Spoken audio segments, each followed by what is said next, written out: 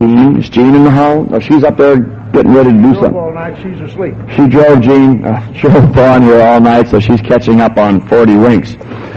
Vaughn Parrish basically has been a rancher and a farmer. And that's a much different background than our well-educated friend at the far end, Jack Murtha.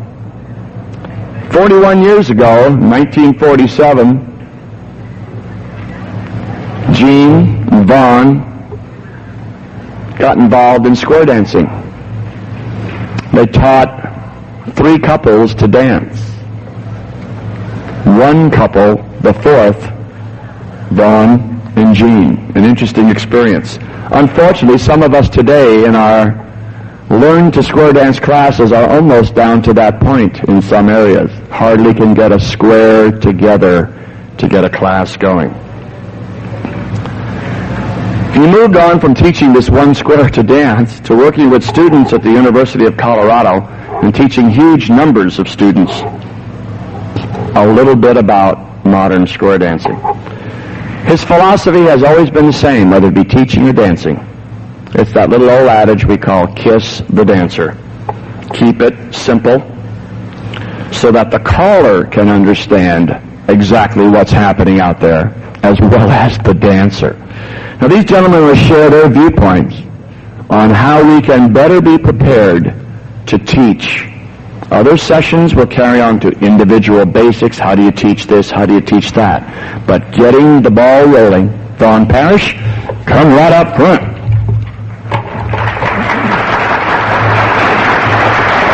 Thank you, Jack, and thank you all. First, I want to say that it's not what you hear someone else say or what you see someone else do or what you read about square dance calling or teaching that makes you a better caller or a better teacher. All of that makes no difference. It's what you apply and do for yourself that will make the difference. This is the first thing that I believe that anyone is going to teach. It's what you apply from what you have heard. Try everything if it sounds reasonable, and the best things that works, take them and use them. First, I believe that a person needs to thoroughly be a good dancer.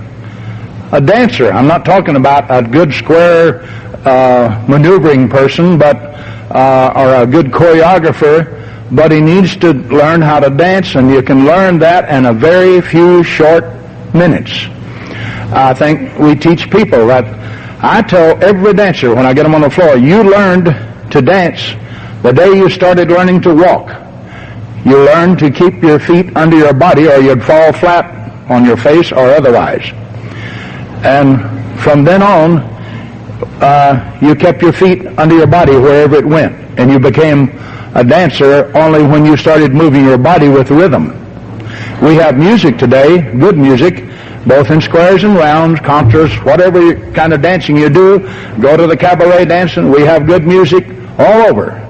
And you start moving your body to the musical rhythm, and your feet should go under and stay under it. And that's all. You learn to dance when you start learning to walk. Basically, when you're to teach, you teach something so simply that even I can understand it. So the first thing that I would like to invite you to do, each one of you as a caller, if you'd step out on the floor by yourself, alone, unassisted, and plant yourself on the sides or even in the aisles here and face that direction and pretend that you're the number one man in the square, and you have 7 imaginary people. Now, I'm going to show you some things that I think are very important right in the beginning, learning to dance and learning to teach dancers how to dance, and then how to learn what all you learn from that. I think you learn body flow, I think you learn timing, I think you learn rhythm, I think you learn more about square dance calling and teaching. I think I can teach you more or show you more in 5 minutes than you can learn in all of the next 10 years put together if you'll do what I'd ask you to do now. First, Jack said that we started learning to dance by teaching ourselves as a 4th couple in the square. Jean's mother and dad went to Pappy Shaw School in the summer of 47. They came back to Texas, and they taught Jean and I some of the dances that they learned in their living room. And then in the fall of 47, we got three of our closest friends, couples together. We laid each of us had a baby. We put them in the bedroom, and we literally picked up the throw rugs out of the living room and started dancing, and I danced as a fourth couple. We started with Varsuvian and some of those type dances and the Virginia Reel, but we grew from that. And then a few years later, after we moved to Colorado, I went to work for the physical education department and recreation department at the University of Colorado, in which we had teaching people to dance, and it was square dancing. And I applied what I learned in that one square to 60 squares out there on the floor, and I would place myself in one square here. When I looked over, I was in that square. When I looked over here, I was in this square. And I taught them the things that I knew worked for me, and I actually put myself in that square, and today I still dance in that square. If I know the figure thoroughly, I can time it for me as I'm dancing through that square. If I don't know exactly how long it takes to get there, sometimes my timing might be off. Now, I know in the mainstream and the plus list, but some of the advanced lists, I'm not quite sure on the number of beats it takes. I haven't danced enough of that to know exactly how long to give. But if the dancer, if I'm teaching it to him, I watch him a little while, and pretty soon I know. So, with all of you callers, or anyone who would care to join us, get up out of your chair, and I'll show you what we're going to do from here. Just be sure you have enough room for 7 imaginary people. It's going to be tight square, that's all right. You're going to be the number one man in each square. You can go clear to the back of the room. There's lots of room back there. They've moved a bunch of chairs out of the way. Okay? You can work in the aisles. Okay? Now, it doesn't matter if the ladies or men, both. Now, I do say this. A lady caller, sometimes I don't know how to, whether you're calling and watching your timing or your body flow for the lady, or if you're calling for the man and you're watching the lady dance, or if you're calling for the lady, hello there. You're calling for the man, okay? But some of them do not. Is there any lady here who is calling to the lady? I see a couple or 3 hands. Okay, I'm not going to try to solve that problem for you. I hope you can solve it right now. I would ask you to take the man's part now. Every caller, take the number one man's part. Now, would you hold your hands palm up in front of you at a comfortable height? You're a brand new dancer, and I'm going to teach you to dance. When the gentlemen always hold their palms up. Ladies, lay your hand in his hand, palm down. Now, I play a little of the music, and I hear the boom chuck, boom chuck, boom chuck. I say we step on the boom, we slide on the chuck. If we say circle left, you would face to your left, and you would shuffle your feet along in little circling actions, and this time I want you to go just about 8 steps. Ready? Circle left. Boom chuck, boom chuck, boom chuck. In a little circle. 4. You're about halfway, and you're looking at me, aren't you? If you danced 8 steps, you're looking at me. Because you're halfway around. That's knowing where will the dancer be. You should be facing this end of the hall if you circled exactly halfway. You started facing the back of the hall. Okay? Alleyman left your corner. We have taught you how to do a forearm turn and told you about an alleyman left. Do that. Face your partner. If you did it correctly, you are facing that wall to my left. Okay? Now, I feel that you must know something about this, or you're not able to direct people out in the square. The first night of beginner's class, okay? We're really going fast here now. You're not teaching your dancers quite that fast because we let them circle left all the way around, and sometimes we let them circle right all the way around. And then we shut the music down and let them circle by themselves so they can hear their shuffling step. And then we tell them that that shuffle step should be heard for the rest of their square dance life. And if they do anything any harder than that, it's their own fault. And this is what I think square dancing are all about. Now then, we have taught them to circle. We have taught them to alleyman left. You have been there, and you know where you're facing after you've circled 8 beats. And you can hear the music, and you know where 8 beats of music would put the circler. You did an Allemande left. You know which direction that dancer should be facing. Why? Because you have been there. All right? If we do a right and left grand, I think our timing says it. Correct me if I'm wrong. How many would say it takes 8 steps to do a right and left grand? Hold up your hand. How many say 6? How many say 12? How many say 10? How many don't have any idea how many our timing committee says it takes to do a right and left grand? Hold up your hand if you don't know what the timing committee came up with as it says 10, doesn't it? That would be for a right and left grand or a weave the ring. All right? Who's the girl you're facing? Your partner. Do a right and left grand. Dance by. Don't pull by. The next girl, dance by. Left hand. Next girl, right hand. Dance by. Left to the next. Dance by. Where are you? You are at home and you're facing your partner. The men, the callers should all be facing a wall to my right. We're not on video. Are you on video? If you did it correctly, you're facing the wall to my right. And you're at home, you're facing your partner. Okay? Do you buy that? Does anybody not buy it? Okay? You were facing that way when you started right and left grand, but you met on this side of the square and you were going the opposite direction. Now you're facing the wall to my right. Okay? But you're at home because you had circled halfway around. You met on the opposite. You stopped on the opposite side of the square. You did an Allemande left. You are halfway from home. You do a right and left grand, and you end up at home. Now, do you buy it? Okay, everybody, square your sets. You're number one man. Which wall are you facing? Now, listen carefully. Let's think about it. Which wall are you facing? If you circle, okay, we're facing the wall straight ahead of the caller, aren't we?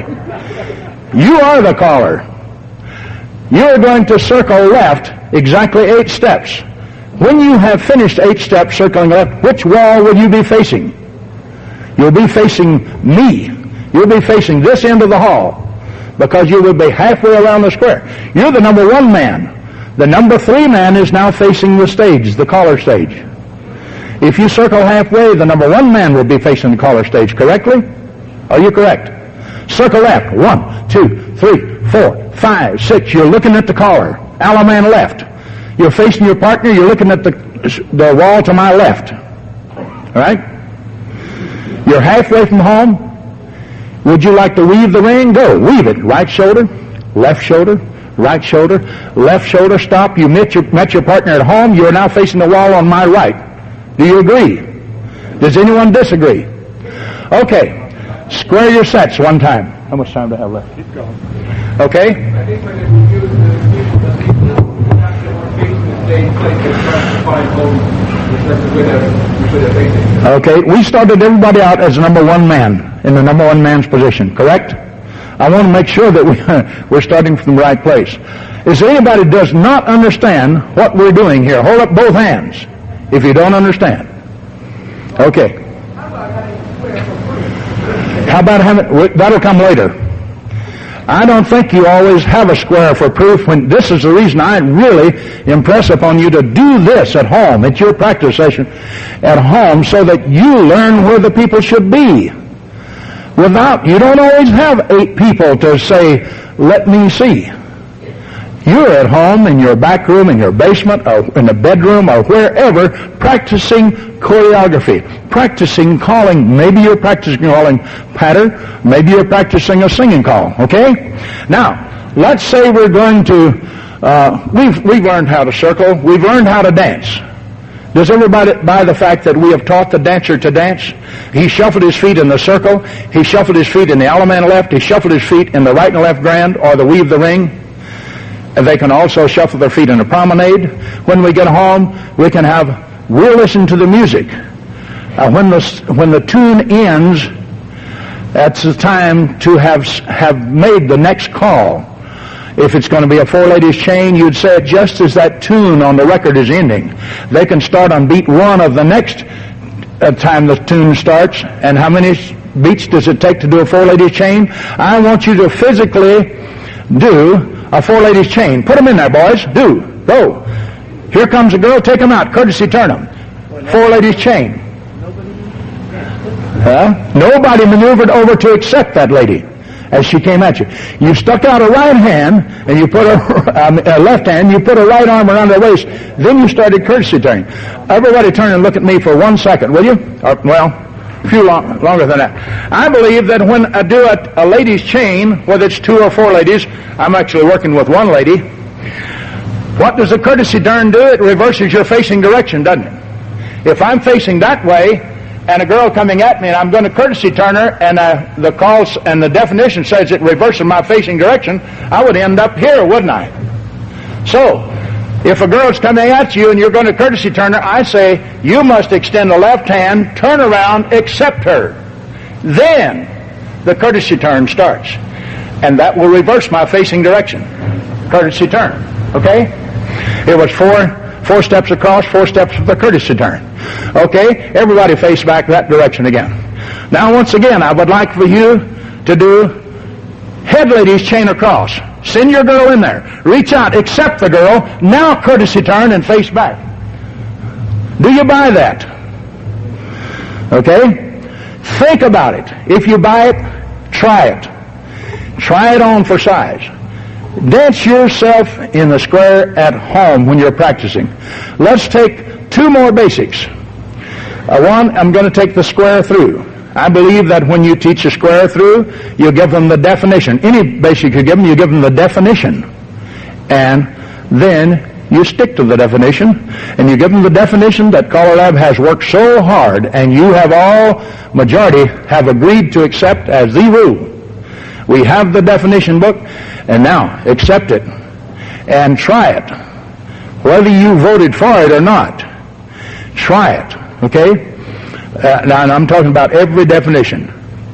So, let's teach the definition as the circle left. It is not a grapevine. I didn't say if you see somebody doing a grapevine on the circle left, you should go up and slap them down and say, no, you don't do it that way. But what does our rule book say? It says you face to the left and you dance forward. Okay? If it says circle right, you face to the right and you dance forward. Okay? Does that surprise anyone to hear someone say that? Okay? I hope it doesn't. I hope you've studied your definition so that you really know them. Let's take a square through. Head couples, we've given you the definitions. 2 couples must be facing and have a right hand free in order to be ready to do a square through. Okay? And that right hand must be available. So assume that we have a static square and we're at home. Head couples are going to do a square through. Extend the right hand to the lady in front of you. Dance straight forward. Don't pull her by, just dance forward. Release that hand as you're going. Don't turn. Don't turn. You have done 1/4 of a square through. You have walked one side of a little box that the 4 of you were in. When you took a step forward, that puts you in a square box of 4 people. Then you joined the right hand, you danced straight forward, and you released hands as you went by, and this is important. That is 1/4 of a square through. Sometimes some caller might try to get you. They'll keep you honest. They'll say square through 1/4 or square through 1, Alabama left or something if they have you facing your corner. But you'll hear sometime in your square dance career, if you keep at it long enough, square through 1. Okay. You must turn toward the people that you're working with. So face your original partner right now. Since your left hand is now the only hand that's available, join left hands and dance straight forward. Dance by. You had to kind of move over a little bit for your partner to come by on that side of the box. Do not turn. You have danced 1/2 of a square through or a square through 2. You will hear that many times. You have walked 2 sides of that little box. You're thinking square, but you're dancing in a little weaving pattern as you go by people going, because someone is coming down the other side of that box. Okay? That's half square through. I have called at dances where I'd call a half square through and see all of the new dancers falter, or some of them falter, and after I did that 2 or 3 times, I asked some people, I don't understand the problem. And they said, we never heard of a half square through. And I said, square through 2 hands? Yes, that's all they'd ever been taught, square through 2 hands. And I realized that they had not heard half square through, and it didn't mean a thing to them. But now I explained. That is half of a square through. Then I could go their way part of the time and get them to do a half square through part of the time, and part of the time I'd say square through 2. So we were happy. Okay? Face the other people in your foursome, and you, which hand do you have free? Right hand, dance by. Do not turn. Okay, thanks. You have danced 3 sides of that little box. You have done a 3/4 square through, or a square through 3, or square 3, or square 3 through. You'll hear callers call it that way sometime. How many of you have ever said square 3 through? You've never said it. How many ever said Florida twirl instead of a California twirl?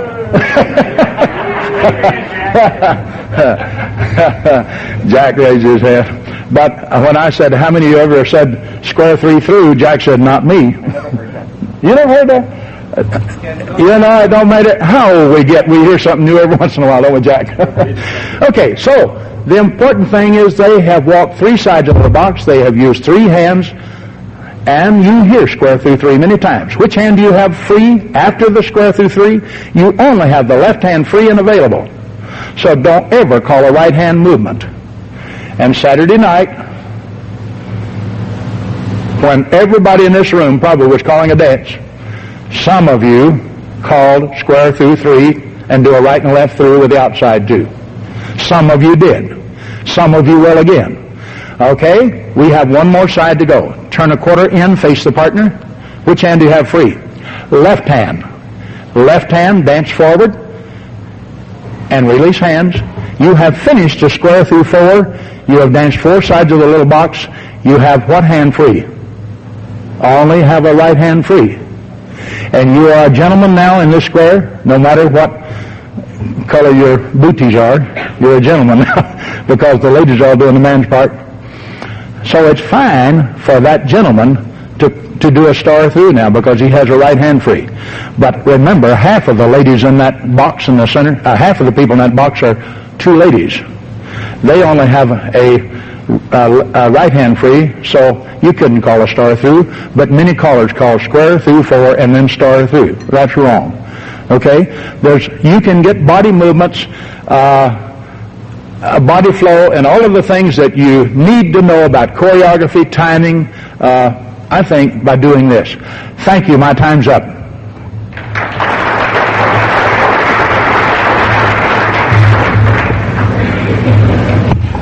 While you're returning to your seats, I'd just like to reiterate a little philosophy here that I think Vaughn was really relating to all of us. And that is, when we are in square dancing and as callers for an X number of years, we sometimes have forgotten a little bit about what dancing is really all about when we are teaching people how to dance. I think what Vaughn is really hitting hard here is the fact that we have to go back and put ourselves into the footprints of the people we are teaching. And that if we dance with them as we are teaching them to dance, then we'll begin to put the dance back in square dance classes, and not just we got 10 figures to learn tonight, 12 figures to learn tonight, Can I 2 have figures. 30 seconds more? Right. No, we'll get it later. Get it later. Without further ado, Jack Murtha.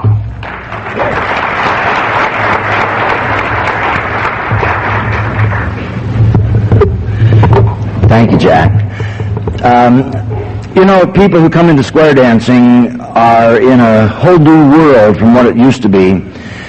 Vaughn tells you how he learned how to square dance, and I was very much in the same kind of category, because when we came in, it was a folk dance world, and we had very little square dancing as part of that. We did 6 folk dances and 1 tip of squares. The thing that's interesting to me, and all of you might just think a lot about very seriously, in a lot of your clubs, you have square dancers dancing with you that have been dancing 20, 25 years. They came in a different world. Do you know that probably the majority of those dancers could not make it through your beginner's class today? They would be dropouts. They wouldn't make it. They would not be square dancing.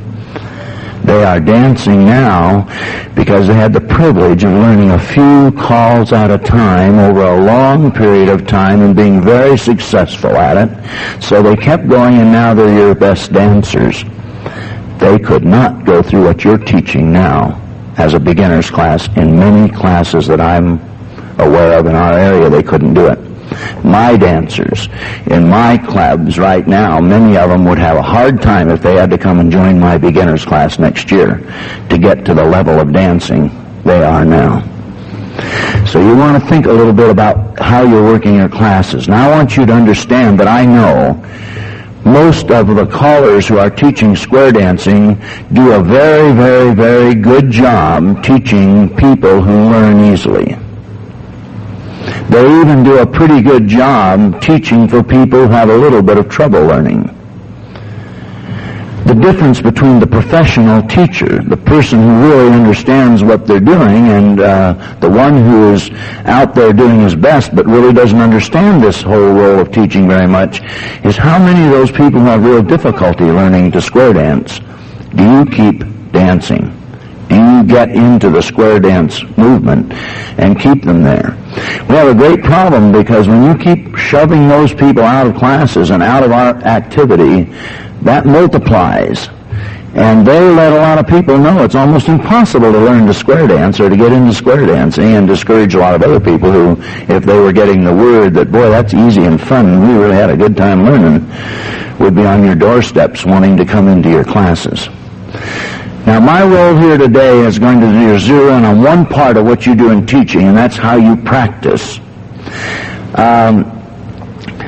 I want to give you just a little orientation of how somebody learns. There's a whale of a big difference, and you understand this, between teaching and learning. I can teach everything I can say as fast as I can say here today. I could teach all kinds of things, but you couldn't learn them. So I have to be very aware of the fact that it's not going to do me a lot of good to teach up here to the 5 or 6% of you that could follow me through everything and leave the other 95% wondering what the heck's going on.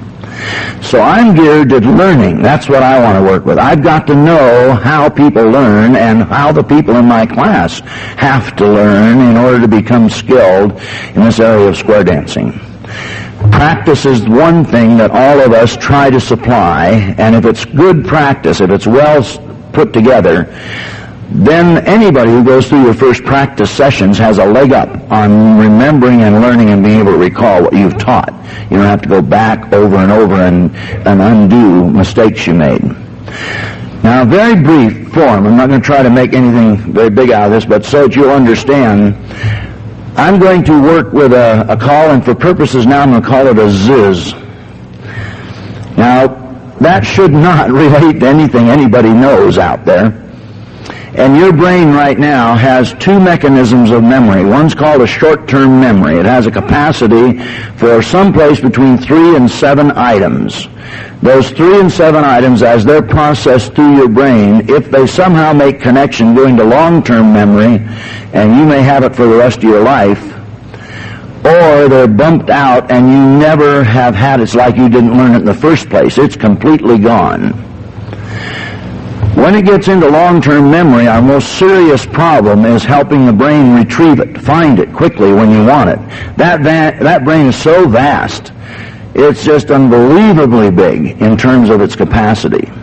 So you've got to be able to help the person put that brain at call, or the information you've given them, in some form that they're going to be able to rapidly call it up when they need it, right at that time.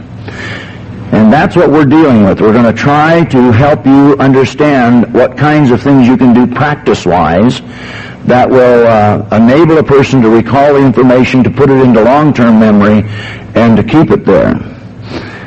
The one key thing that I want everybody always to remember is that there's an old saying, practice makes perfect, and it is dead wrong. And you need to understand the right saying is practice makes permanent.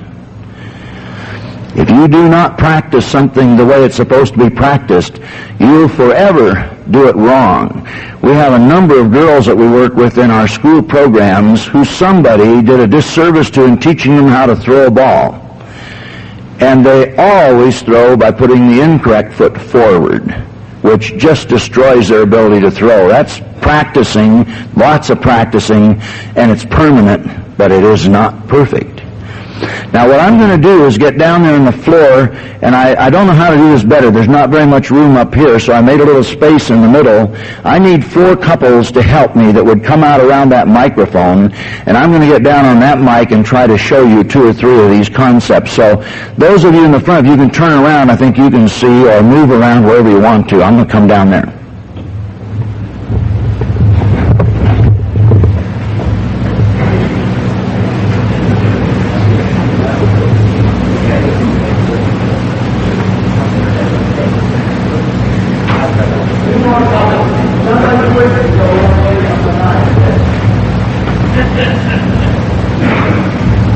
Participants will get more out of it than the workers. Test.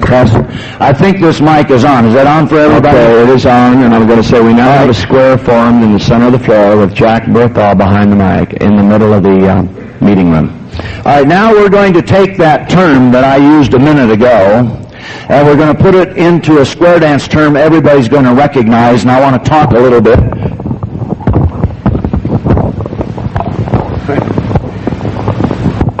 Talk a little bit about this term, and it's a term called walk and dodge.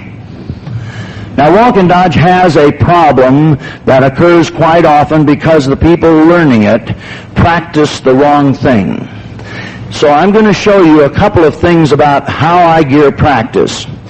For one thing, we do work with a concept of walk and dodge where we do it inside the square so that no one has to turn around at the end of it. Let's have first and third. They know how to do this, so I'm not going to worry about that part. First and third, touch a quarter.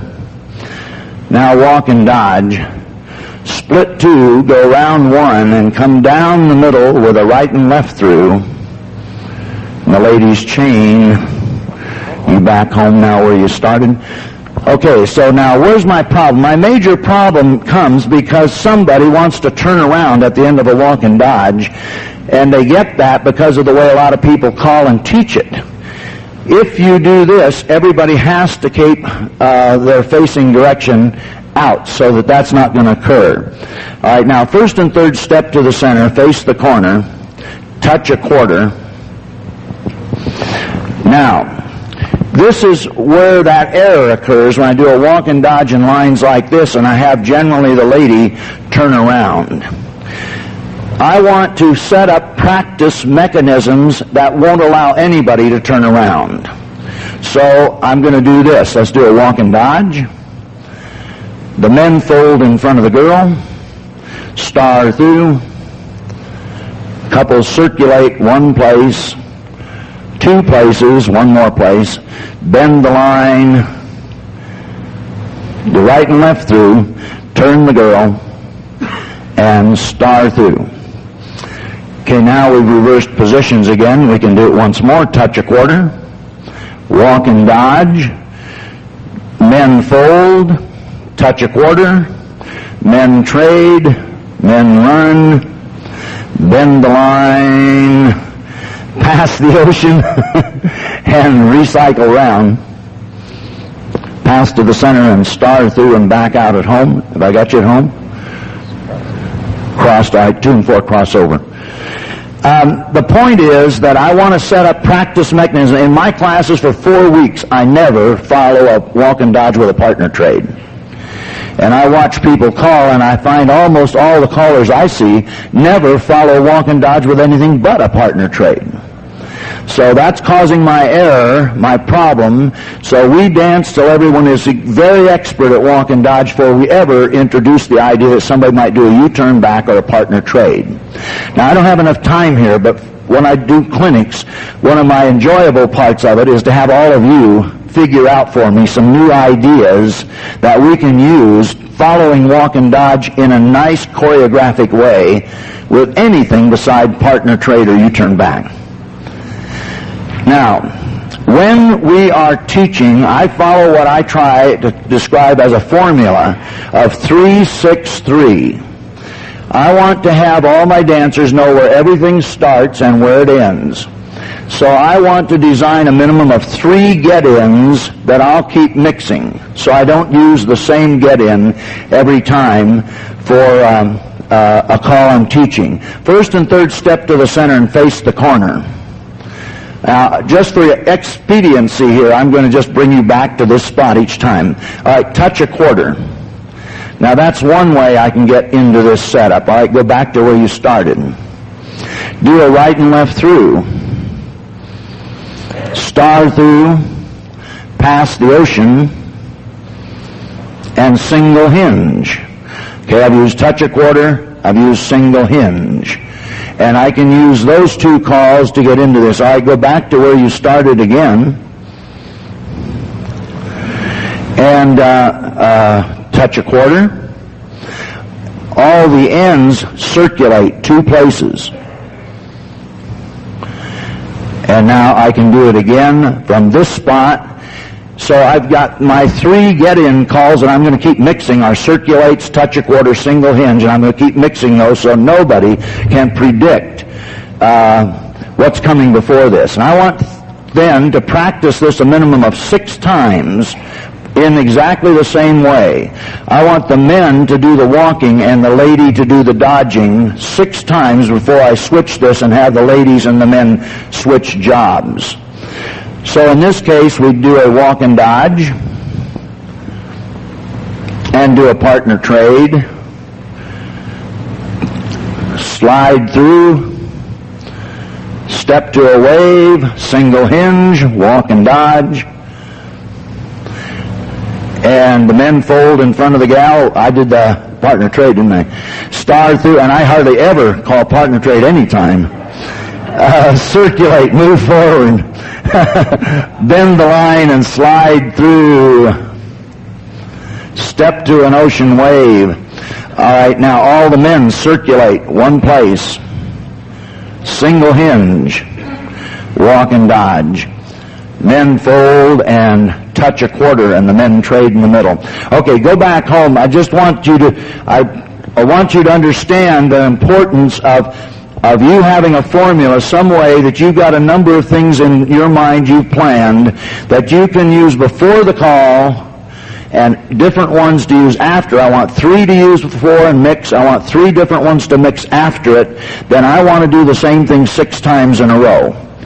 After I've done that with the heads leading, then I'll do that with the sides leading and get my 6 practice tries for each item. Then I'm ready to say, okay, now I'm going to put the lady in that position. We're going to mix our 3 before. We're going to have the lady do it 6 times for the walk and the man do the dodge, and the same with the sides. And that's my introduction to this call the first night. I follow a 3-6-3 formula on introduction of every call I think I need to do that with. Now, one more thing that adds to teaching. First and third, step to the center, face the corner, touch a quarter.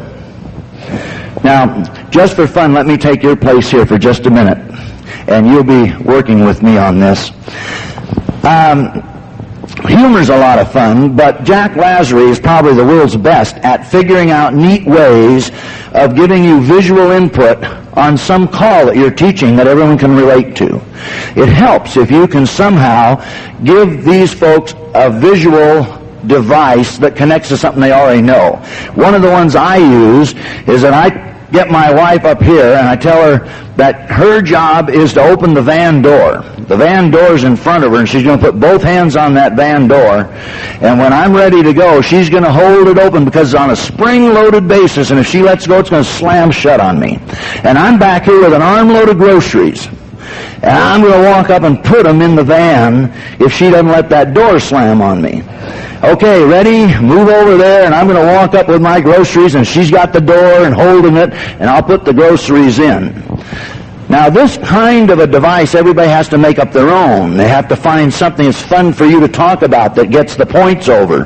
But after we practice a few times, and if the gal does let go of the door, turns around while we slam that door, you can have a lot of fun. But that teaches. That really helps people learn. They get a mental picture of that. They can relate to other things. So you can devise devices that will help you with that also. Now the last thing, okay, to get back in square.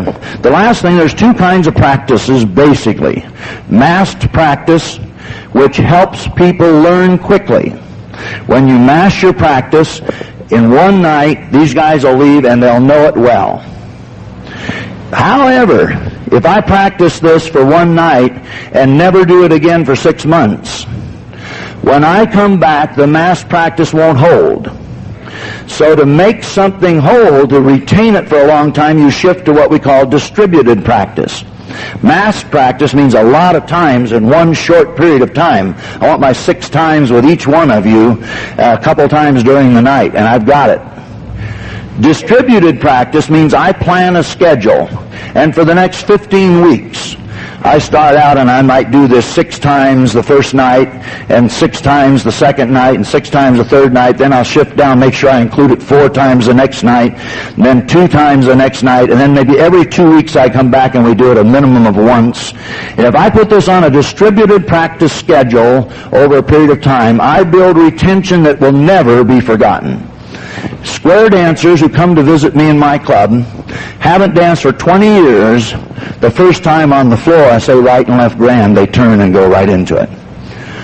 Because they had an automatic distributed schedule.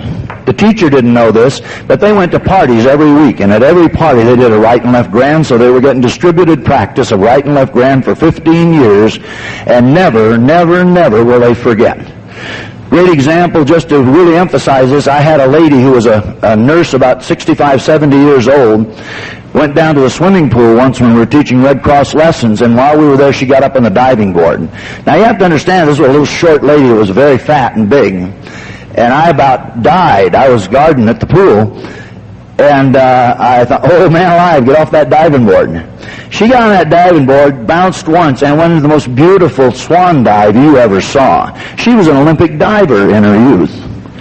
Well, she hadn't dived, she hadn't swam for a long time, but never will you forget if you have a good distributed practice schedule after you've had a good massed learning or massed practice schedule to start. Now, how's our time? Am I out? All right, let me just show one more thing quickly to reinforce this again. Spin chain through is another of my favorite moves. First and third step to the center and turn to face the corner.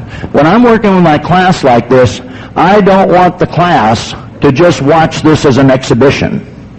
When we're practicing, I want every man to pick one man and watch him carefully. And I want every lady to pick one lady. I don't care which one, but they're to watch one lady and watch that person carefully. We'll demonstrate once or twice, and I'll say, all right, if you looked at an inside lady, look at one of the outside ones this time, ladies, and see what they do, and vice versa with the men. This is a teaching performance, not an entertainment show. I'm not trying to have them just look at this in general and see nothing. I want them to see precisely what's going on. Okay, step to an ocean wave. Just for fun, watch the number one man over here as we do this, and watch what happens. This is a unique, fascinating call in this regard. Spin chain through.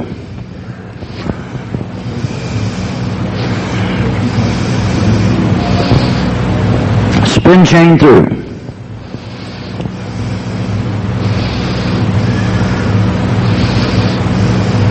Spin chain through.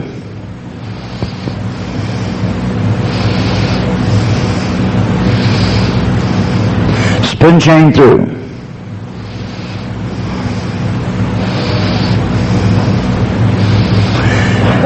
Now what I wanted you to notice, there are 4 jobs, 4 parts to a spin chain through. That's the whole call. Did you notice that this man did all 4 of them in 4 series, one after another? He's now done all 4 parts. If I call heads lead out, heads come out and do a spin chain through twice, then the sides lead do a spin chain through twice, every person has done every part of a spin chain through.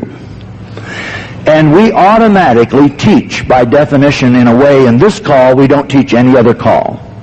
And everybody can do every part. So you can do it left-handed, you can do it with boys and girls mixed if you can put them together in waves, and they'll do it right with very little direction because they've had a good distributed practice schedule, a good practice schedule of learning this from the beginning, just because of the call. Most callers didn't even know that when they taught it, just by having the boys do it once, the girls do it once. Heads lead, sides lead. Now this is another one that I have a little deal to work with, and I don't have time to show you, so let me tell you one more thing I work with my dancers. If a call is supposed to be smooth and continuous from beginning to end, if I demonstrate and model it with a lot of stops, I'm really giving some dancers a bad time. They're going to follow and do what you show them, and they're going to put those stops in where you taught them. And I have a hard time with them practicing this full speed, so I teach my dancers what I call slow motion. That means they take 2 tiny steps for every regular step. Okay? So I'm going to ask you to do this slow motion for me to try it. And I'm going to count it. Jack, what does our book say on calls? How many steps are we supposed to get, or Vaughn, for a spin chain through? Anybody know? Yeah. Anybody know? 18. I think 16, isn't it? 18? We allow. No. All right. You're right. All right, I'm going to count 32. And I want you to finish this in 32 little tiny steps. Ready? Spin chain through. 1, 2, 3, 4, 5, 6, 7, 8, 9, 10, 11, 12, 13, 14, 15, 16, 17, 18, 19, 20, 21, 22, 23, 24. You have to work with your dancers to get them to do it. Now, I can direct them and have them practice with no stops from the beginning at this speed. I can't get them to do it the other way. And I'm conscious of the fact that if I do this, everybody turn by the right-hand half. Stop. Centers turn by the left 3/4. Stop. Centers trade. Stop. Turn by the left 3/4. Stop. My model, a major thing I'm doing is demonstration of model, and all my instructions is that they stop after every arm turn. Now somebody, not many, somebody's going to learn this that way. Does anybody ever have a problem with people stopping on a spin the top? You wonder why? Because that's how you teach them to do it. So you have to remember that if I want this continuous smooth action from the beginning, the first time I have a demonstration square that goes over and over this before we get on the floor, shows them the slow motion, and when I finally get them on the floor, I'm convinced I can put them through the whole call slow motion by them following my directions. All right, last time. Turn by the right hand half and keep it going slow. Turn by the left hand 3/4. Now the centers trade. Now turn by the left hand 3/4 and check your wave. Okay, thank you very much for your help. I've run us out of time.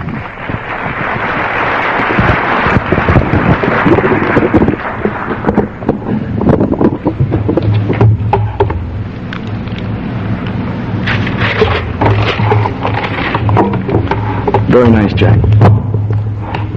We've heard just a little bit, about enough to scratch the top of the pinhead in terms of getting ready to teach a person how to do a figure and to teach people how to dance. Before we get into a question and answer period, I'd like to reiterate a few little, maybe additional things and a few things that have already been said. We don't teach classes normally, but from one year to the next. By the time we get through teaching right and left through 1 year and we don't do it again for the following year, sometimes we forget all the little goodies that we have used while we were teaching it the previous year. Keep good records. Keep next to you a copy of our Sets and Orders old teaching guide that is the CALLERLAB program of teaching, styling, and timing all into one. Take a few minutes to read that book, to look at it, to prepare yourself for tonight's class. Don't say, well, I've taught square through for 10 years, and tonight I'm teaching square through. Boom. People learn lots of different ways. People are listening to you as you explain a call as new dancers. Only about 20% of those people are really going to understand what you say. If you bring up folks to demonstrate how you properly dance and style the right and left through, the two ladies chain, and as Jack indicated, have the girls watch the girls and the boys watch the boys. There is a little bit of a visual concept. When people see something happen, a picture is worth 1,000 words, they dance it better. They understand it better. But until they get the hands on the machine, till they start up that motorcycle, till they get in that square and actually do it themselves, the practical application, that's when they really begin to learn. Now, I believe that people learn in our classes lots of different ways. We have to be prepared to teach things in more than one way. We believe that people should recognize that as they learn a call, we want them to do it, quote, mechanically, as they do it properly. Extend the right hand, walk by, left hand palm up, courtesy turn, right and left through, obviously. As they master the mechanics of the call, and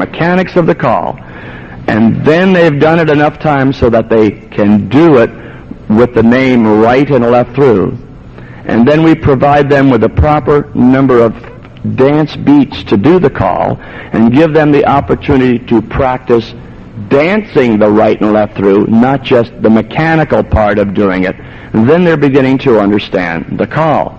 Time is a major factor. If we teach the heads to do a right and left through and the sides are watching, the sides learn something by watching, but as we've already indicated, they don't learn it as well as when they're doing it. If we can put people in the large circle, couples facing one another, Kentucky running set, Circassian circle, whatever you want to call it, everybody is practicing. Time is saved. Another factor when Jack was doing the walk and dodge that I like to present and help people to put in the back of their minds is many of the calls we have today relate to in-facing dancers doing one thing, out-facing dancers doing another thing. Ends of lines doing one thing, centers doing another. When you get to the scoot backs, the walk and dodges, the split circulates, which have a lot of similarity, relate to the dancer facing into the center of the square does this, the dancer facing out does that. Let them plant that in their mind. You're an in-facer, what are we going to do? You're an out-facer, what are you going to do? Here we go. The boys are the walkers, the girls are the dodgers, vice versa. In-facers. Then if you get to doing dance by definition, or all position, or whatever you want to call it, you have 4 boys doing a split circulate, 4 girls doing a walk and dodge, and you're getting to that point. Relate back to, are you facing in? What do you do? You facing out? What is your part? Make your job simpler. Make your job simpler. What is our responsibility to the activity? As teachers, our responsibility is, number 1, to acquaint people with square dancing who know nothing about it. Okay? When we get them there, they've come of their own free will. They're not in square dancing 101 at a college of square dancing. They came because they want to be there. If they don't want to be there, they don't have to come back. And unfortunately, too many are, quote, not coming back, are they? To that 3rd class, that 10th class, that 15th class. Now, our responsibility is to keep them there. One point was made, so valid. People who've danced 15 years have learned a few calls a year for 15 years. Today's dancer comes in, he has to learn 15 years of dancing in 6 months, 8 months, right? How can we make that happen successfully? Only way we can make it happen successfully is preparation, quality explanation and demonstration, and provide for those people ample opportunity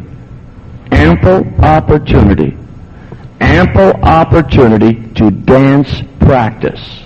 Now that's easy the first few weeks in class. We get the 10th, 11th, and 12th lesson, we start taking 5 tips to teach and 1 tip at the end to dance practice after the warmer-upper. Where they should be getting 2 tips maybe to learn something and 4, 5, 6 tips to dance and enjoy. Make the class a dance, an enjoyable experience, not just a figure learning experience. Creates a situation in the future. All they think square dancing is learning a new figure every time they go to a dance. or learning a new figure because the next plateau is there. You've seen them all. They go from mainstream class into plus workshop, into advanced A1 class workshop the following year. They don't know how to dance. They don't know what dancing is all about. But it's there. We have to fight peer pressure. All of these things fit into the Learn to Dance program.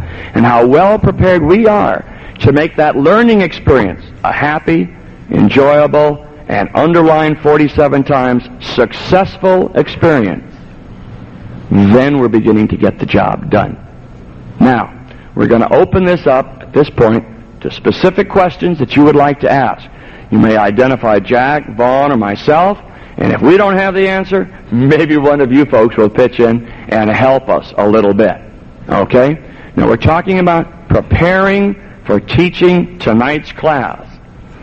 Anybody have a question? Tell us your name behind the microphone, please. Don't bother to where you're from, because that's not necessary. We know you're a square dance caller, and that's what's most important. Hi, I'm Bill Hansel, and this is for Jack Murtha. First of all, Jack, I want to thank you for the session that I attended a couple years back. You're a fantastic teacher.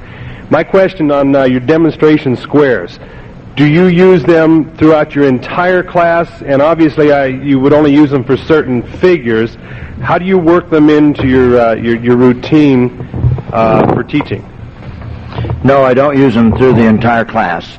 I use them when I can't find a way efficiently to make the presentation with my regular group. There are a lot of calls that pass through, or do-sa-do, or things like that. I can put my own class people on the floor and pick one group of them and have them demonstrate as I talk about what I want. Spin the top's another story. Spin chain through's another story. Coordinate, I just presented in my plus class. I want a trained bunch of dancers who can handle those in slow motion to make those presentations. Remember, it's critical that I present my model as close as I possibly can to what I want the dancer to do. And if I don't want any stops, then I don't want to present them in my model. So I gave my group a bad time with that coordinate one, because I couldn't get 4 couples together earlier, a day before, or something like that, like I prefer to do, and practice with them. And so when they came out on the floor, the slow motion thing threw some of them, and we had a little problem. We got over it, and the presentation went great. We had no problem at all with our class. The model worked out. So I pick the ones that I feel I have to have trained dancers, and those I work with, and we develop models from them. Otherwise, I'll use my class members and go through what I need to do. Thank you. How many of you in your... Stay up there by the mic. I didn't realize anybody was coming up. When you teach right and left through, dancers are doing fine. Heads are doing a right and left through. Sides are doing a right and left through. Lines are forward and back. Right and left through. Everybody's fine. Put them in an 8-chain through position. Call a right and left through. People on the outside say the sides in this case. Walk by. Reach out in front of them. Courtesy turn the dancer coming straight at them. Have you ever seen it happen? If you haven't taught a class. Okay? Now, with the background of having seen that happen, how can you avoid it happening? Simply when you get to the 8-chain through position, say, hey gang, everybody knows how to do a right and a left through, but I'd like to take a couple of seconds at this point and just go over a couple of little things with that call. Ready? Extend right hands. Walk by. Guys and gals, look each other in the eye. Boys, put that left hand palms up in front of that new partner or your partner. Put her hand in there. Reach over, courtesy turn her. Get that eye contact. 2 people are being worked together for the courtesy turn part. Eliminate the problem before it happens. Eliminate the problem before it happens. Questions? Anybody? My name is Tony Nevison, and I've been teaching square dancing for about 22 years, but I still have a problem with the square through after I've taught it, and I've learned to teach it. I went to Frank Lane's College College and used the same method, Vaughn, that you showed us. However, it seems like there must be something a little bit later that happens after they've been squaring through for a while. We always have these gentlemen that start courtesy turning. And when Jack mentioned, and they usually do it on about the 3rd hand, when Jack mentioned that there was a natural progression where people do a partner trade right after a walk and dodge. I'm wondering if there might be something that you've keyed in on, Jack, that I might be following a square through that's making them go into that habit of courtesy turning. Lots of people have problems with that in teaching a square through, and the problem is that the natural movement, the movement a person feels they should be, is the wrong one on a square through. As you're doing that, you give the right hand and walk past, turn and take the left. The natural action when you have a left hand joined to another person is to turn by the left. We do that all the time, and that's the wrong thing. What you've got to fight is the natural body action of giving a left hand and turning to the right. So it's a very, very difficult thing for a few people to get, but it's critical they never do the wrong one, even once. So my progression for teaching a square through is to do square through for 2 or 3 weeks with no hands at all. We pass right shoulders and turn, we pass right shoulders and turn, pass right shoulders and turn. Then we'll eventually go to pass right shoulders, turn, pass left shoulders with the next and turn, pass right shoulders, turn. Then we start with square through one hand first. I want the dancer to join hands. Help me, Vaughn, just a minute. We do the same thing with right and left throughs. We join hands, but before our shoulders pass, we drop hands. We never carry hands past our body passing. So we take the square through and we'll drop hands, then pass, then turn, join hands with the next person gently and briefly. In fact, I even have a whole progression sometimes I use when I need it, where the first thing we do is touch the back of hands instead of take hands. So I touch the back of hands, walk through and touch the back of hands with the next and the back of hands before I ever finally get to the point where I allow anybody to join hands. We're already very expert on making those correct turns. Now I also spend quite a bit of time, but this is a problem for me, half square through. Because half square through is where this problem is, so the critical thing for me to get over is that you go right hand, then left hand pulls straight past, split two, around one, down the center, half square through one hand, and that left hand goes straight past and on out. Before I ever get them turning, I want them not to turn the wrong way, so I get this idea of... But I don't use half square through. I also test my dancers with records, and I test at certain times during my class with records to check my teaching.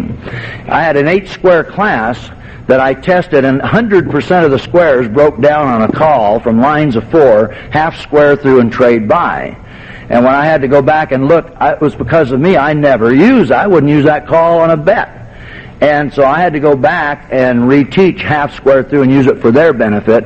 I still don't ever use it. So it's one of those things that you can check your own teaching, because I don't teach for me.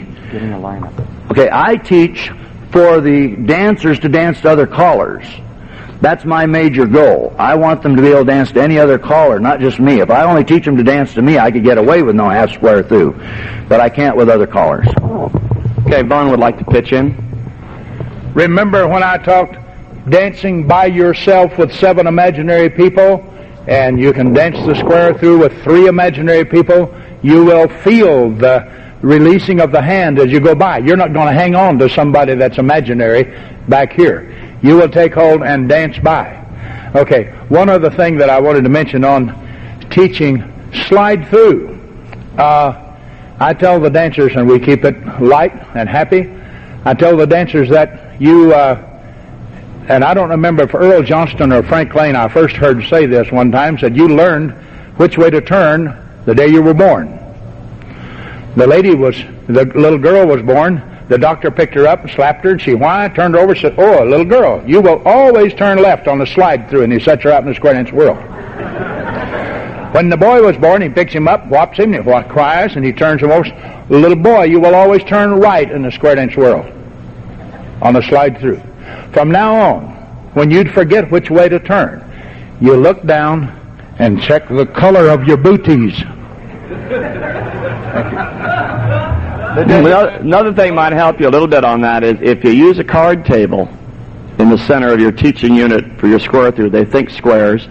And also, do you have quick draw artists in your classes with square through? People going around, You have quick draw artists? So that went out in the days of the Wild West. Get the hand straight out front. You're moving forward in the direction. Overemphasize. Dramatize. Question.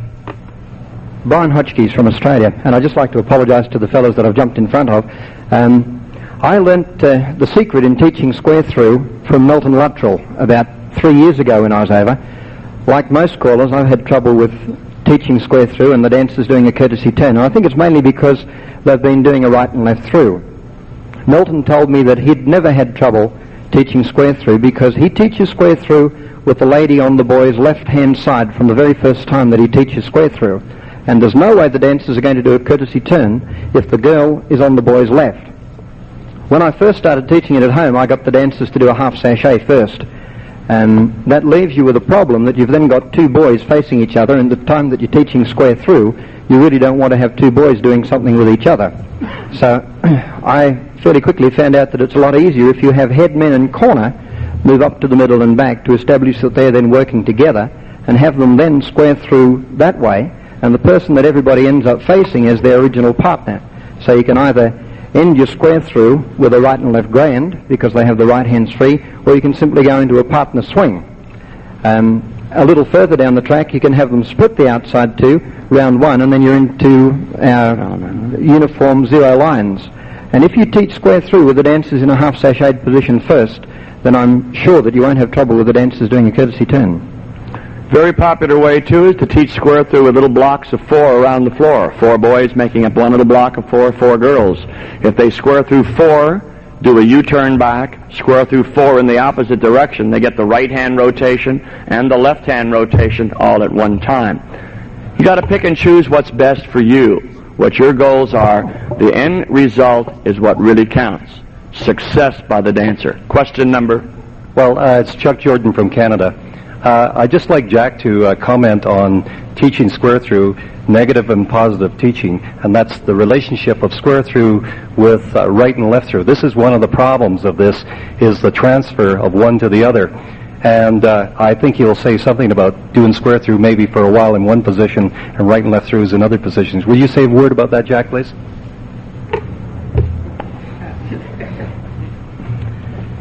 He's talking about negative and positive transfer, which is a series of principles in education that's going to be a little hard for me to explain to you, so I'll just have to indicate that what he's talking about is that in this relationship, a lot of people feel there's a negative relationship in between right and left through and square through, that one causes errors in the other. It doesn't help it to, you learn it faster or better. It makes it longer to learn and causes problems. Personally, I have decided for myself that with my own teaching techniques, I deliberately avoid transfer problems. And so I don't have them. Right and left through, I do lots of pass-through courtesy turns long before we ever put a hand in it. And when we do put a hand in it, I follow the same rule. We never hold hands past shoulder passing, so they gently touch hands, drop hands, and go through in courtesy turn. And I don't find that the way I'm teaching it's causing me a negative transfer problem with right and left through. But I do know a lot of other people feel strongly that that's occurring. And if you have a transfer problem, the basic solution is that you separate the two things you're teaching by quite a gap of time. And you teach to overlearning. As an example now, some people might want to move square through up and teach it before they teach right and left through. That's one possible solution, but you still have the same problem when you do teach right and left through again, because people, then the body mechanic problem can cause errors. So whether you teach it first or last, if they both become connected mentally in the person's brain, they can cause that problem. So you would teach something like square through into overlearning. I'd say that you'd probably want to teach 6 weeks without ever using right and left through and use only square throughs. Then you want a period of teaching time where you emphasize right and left through for a series of weeks until they're into overlearning on it. Overlearning means 100% of the times there is no error. They do it correct 100% of the time, and every time after that is what we call overlearning, and that That makes this a permanent learned thing. So you separate them, and then after you've got them both well learned separately, you deliberately construct a program to start bringing them together. And scoot back and walk and dodge are two calls that I have negative transfer problems with, that I do that with. I separate them by 6 weeks, practice each independently without the other being in the same night's session, and then deliberately start bringing them together into the same figures until I've got them both done well. Next. Yes, Jack Peterson. Are any comments on cast three-quarter, or any three-quarter movement on teaching hints for the recognition for the dancers to... On teaching the cast three-quarters? Not just cast three-quarter, any three-quarter movement, like I was going to spin the top, centers casting, or three-quarter turn. Any helpful suggestions? I have a couple of ideas, but Turn a full turn and back up a quarter if you want to make it light. interesting thing that you might be able to do if you don't have a real large class is take some masking type tape that comes in different colors and put some spots around people, how far a quarter is, the next quarter, and have them move to these designated big red spots on the floor when they're doing arm turns. Now you've turned a quarter. Now you've turned a half. Now you've turned the third quarter. And doing just individual arm turns as, quote, a drill, unquote, before you get to the swing through, the spin the top, the spin chain through, arm turn choreography. You spend a few seconds, a few minutes each night for a number of weeks prior to introducing those calls, getting acquainted with how far the right arm turn is a quarter and a half, and the left arm turn is a quarter and a half. Just like a game. You know, everybody ready? Face your partner. Holding right forearms. Ready? Hands up. Going to turn a quarter. Boom. But first you put the spots on the floor where they all have seen it, and now this is just practice time. Next. We only got about 3 minutes. Thank you. This is Howard Gilmore. After 26 years of teaching, I could still use some help on teaching wheel and deal. Not that I can't teach it, but I feel I'm spending too much of the dancer's time. From two-faced lines, it's not so bad. But from lines facing out or from lines facing in, it seems to take a long time to get the job done well enough. I think from lines facing in, it takes 111 years. Next gentleman. Corky Burt. Jack Murtha, you said that you never called a half square through or a square through four in a trade by, or did you say that you don't call them? And I'd like to know if you said you never would, why you wouldn't, or if you never did, why you didn't. I seldom use a square through to a trade by. I have no problem with that, but I always use star through pass through instead of half square throughs. That's just a personal inclination. I feel no need to use half square throughs, and with star through pass through, I can do everything I'll try to do with that. I don't have anything against half square through. I discovered this when I checked to find the reason my class broke down on this record. But when I really look at it now, that just happens to be a call that's not very much use to me, for whatever reason. Square through two, sometimes, using hands rather than halves, quarters. Square through three, square through two hands. Sometimes helps to get away a little bit from the problem you're faced with the square through two hands, the half square through.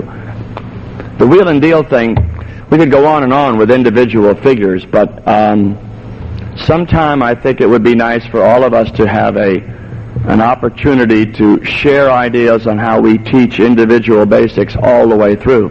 Now, teaching basics is one thing. When we begin to put one basic together with another, that's when we begin dancing. And how we begin to work with that format is not going to be able to be talked about this morning because we are now at the 12 o'clock time. Now, what we've done this morning, thanks to Jack and Vaughn, is to get some wheels turning.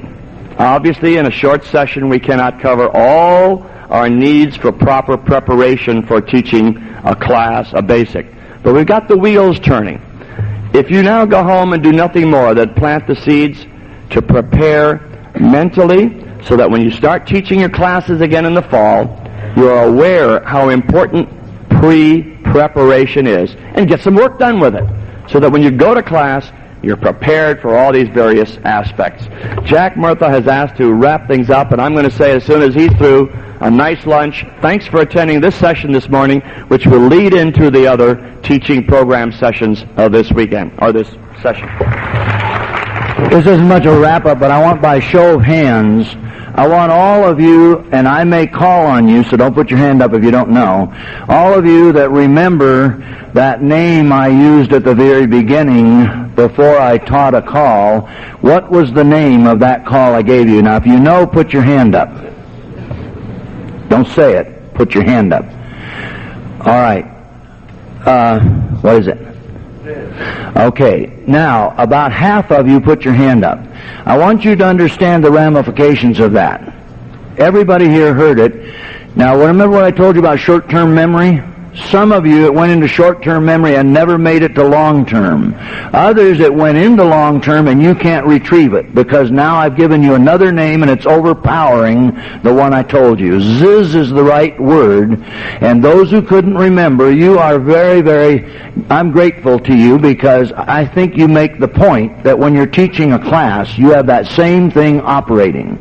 Everybody individually is hearing and listening to you, but not everything is being filed in a way that's easily retrieved, and it looks like they don't know what they're doing, but it may just mean you've got a little more teaching to do. Thank you.